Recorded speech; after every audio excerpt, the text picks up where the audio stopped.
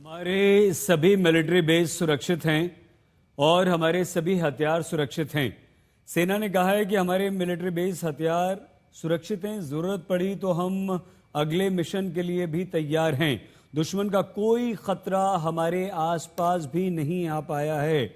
सेना के डीजीएमओस की ये जो तीनों की प्रेस कॉन्फ्रेंस हुई है उसमें साफ तौर पर यह कहा गया है कि पाकिस्तान को हमने बुरी तरह से उसके घर में घुसकर मारा है। दुश्मन का कोई भी खतरा हम पर नहीं है और हम अगले मिशन के लिए पूरी तरह से तैयार हैं। हमारा अगला मिशन वैसे ना हो तो ज़्यादा अच्छा है और हमने पहले ही पूरी तैयारी कर ली थी इस मिशन को अंजाम देने के लिए। डीजीएमओ राजीव घई ने कहा कि हम ऑपरेशन सिंदूर के एयर डिफेंस की कार्रवाई को एक कनेक्ट में समझने की कोशिश करते हैं। यह हमला हमने आतंकवादियों और आतंकवादियों के ठिकाने पर किए। हमने पाकिस्तान की सेना पर यह हमले नहीं किए, लेकिन दुर्भाग्यवश पाकिस्तान ने इसे अपने ऊपर लेते हुए हम पर हमला किया, जिसका हमने मुंह तोड़ जवाब दिया है। हमने आतंकवादियों पर सटीक हमले एलओसी और इंटरनेशनल बाउंड्री पर किए हैं। हमारी लड़ाई आतंकवाद और आतंकवादियों के खिलाफ थी। इसलिए 7 मई को हमने केवल आतंकवादी ठिकानों पर ही हमला किया था। पर अफसोस इस बात का है कि पाकिस्तानी सेना ने आतंकवादियों का साथ देना उचित समझा और इस लड़ाई को अपनी लड़ाई बना ली। इस परिस्थिति में हमारी जवाबी कार्यवाही अत्यंत आवश्यक थी और इसमें उनका जो भी नुकसान हुआ वे खुद इसके लिए जिम्मेदार हैं। हमारी तरफ से हमारी एयर डिफेंस सिस्टम्स देश के लिए दीवार की तरह खड़ी थी और इसको भेदना दुश्मन के लिए नामुमकिन था। तो मैं बस आपको रामचरितमानस की एक कुछ पंक्ति याद दिलाऊंगा, आप समझ जाएंगे। तो याद कीजिए वो पंक्ति जो है, विनय न माने जलधि जड़, भय 3 दिन बीत, बोले राम सकोप तब, भय बिन होए न प्रीत। तो समझदार के लिए इशारा ही काफी। हमें एयर डिफेंस ऑपरेशन सिंदूर के एयर डिफेंस की कार्रवाई को एक कॉन्टेक्स्ट में समझने की आवश्यकता है। मैंने आपको कल बताया था कि पिछले कुछ सालों में आतंक की गतिविधियों का कैरेक्टर जो है उसमें कुछ बदलाव आ रहा था। अब हमारी मिलिट्री के साथ साथ मासूम सिविलियंस जो कि अपना बचाव करने में विफल थे, उन पर भी हमले हो रहे थे। 2024 में जम्मू सेक्टर में शिवखोरी मंदिर को जाते हुए यात्री और इस साल अप्रैल में पहलगाम में मासूम पर्यटक इस खतरनाक ट्रेंड के विशेष उदाहरण हैं। पहलगाम तक पाप का ये घड़ा भर चुका था। उसके बाद जो हुआ उसके बारे में हम कल विस्तार में बातचीत कर चुके हैं।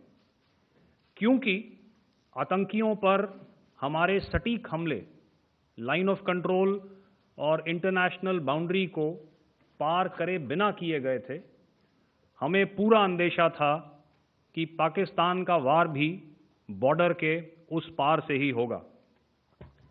इसलिए हमने अपनी एयर डिफेंस की पूरी तैयारी पहले से ही कर ली थी। देखिए, जैसा मैंने कल कहा था कि इस लड़ाई के डिटेल्स अभी हम शेयर नहीं कर सकते हैं क्योंकि इसमें काफ़ी कुछ ऑपरेशनल डिटेल्स होंगे। कितने जहाज़ थे दोनों तरफ से, किस तरह की लड़ाई हुई, these are questions of technical details which we may not be able to share firstly, and which we may not be able to share to explain to you the way it needs to be explained. Suffice to say कि yes, ये एक दूसरी तरह का warfare था and it is bound to happen. हम लोग पिछली लड़ाई, अगली जो कभी भी लड़ाई होगी, भगवान करे ना हो, लेकिन अभी यदि हुई तो ये पिछली लड़ाई की तरह नहीं होगी। हर एक लड़ाई जो है अलग तरीके से लड़ी जाती है और टेक्नोलॉजिकल एडवांसमेंट्स हो रहे हैं।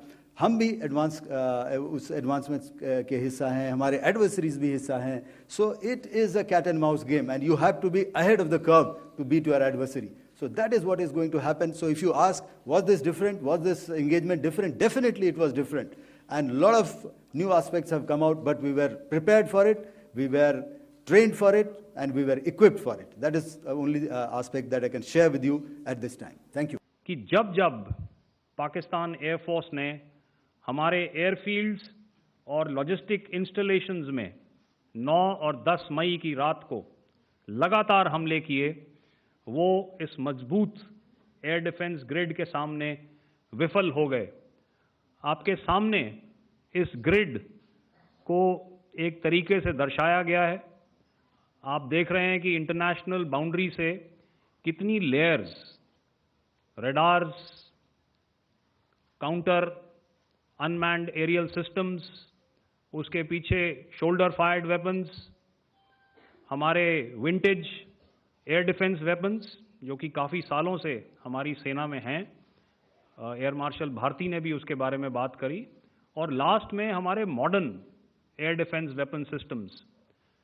तो कोई मौका नहीं था कि पाकिस्तान एयरफोर्स ये मल्टी टियर डिफेंस को पार करके पीछे हमारी एयरफील्ड्स या लॉजिस्टिक इंस्टॉलेशन।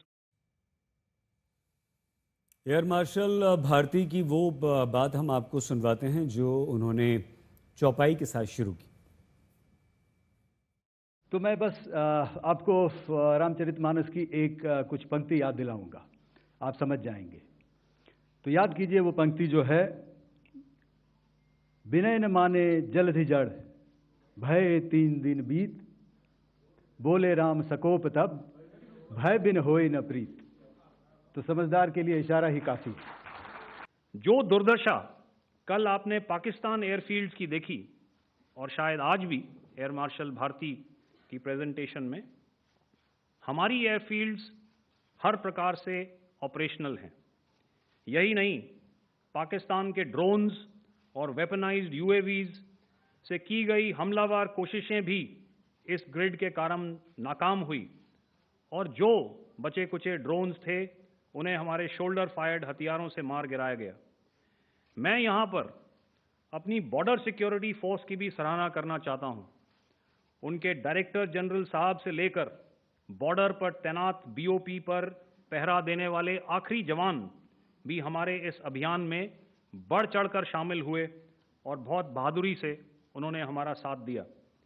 उनके काउंटर अनार्म्ड सिस्टम्स भी हमारे इस मल्टी टियर्ड एयर डिफेंस ग्रिड का हिस्सा थे, जिसके कारण पाकिस्तान की नापाक हरकतों का विनाश किया गया। आपने सुना ही होगा, जब हौसले बुलंद हों तो मंजिलें भी कदम चूमती हैं। तो इसमें साफ तौर पर यह कहा गया सेना की तरफ से कि हमने आतंकवादियों के ठिकानों पर हमले किए। हमारी ये लड़ाई, हमारा ये युद्ध आतंकवादियों के खिलाफ था, लेकिन पाकिस्तानी सेना ने इसे अपना युद्ध बना लिया और उसके बाद हमने पाकिस्तान की सेनाओं के अड्डे तबाह किए, उनके एयरबेस को हमने नुकसान पहुंचाया। जब नाश मनुज पर छाता है, पहले विवेक मर जाता है।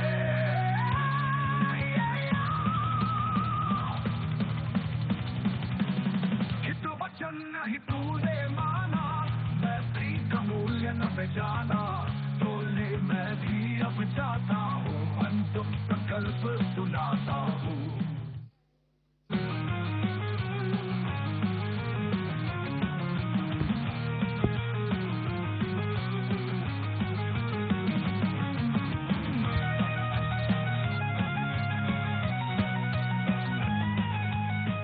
संवाददाता मंजीत नेगी के पास आपको लिए चलते हैं। मंजीत, आज की इस प्रेस कॉन्फ्रेंस का निचोड़ क्या है?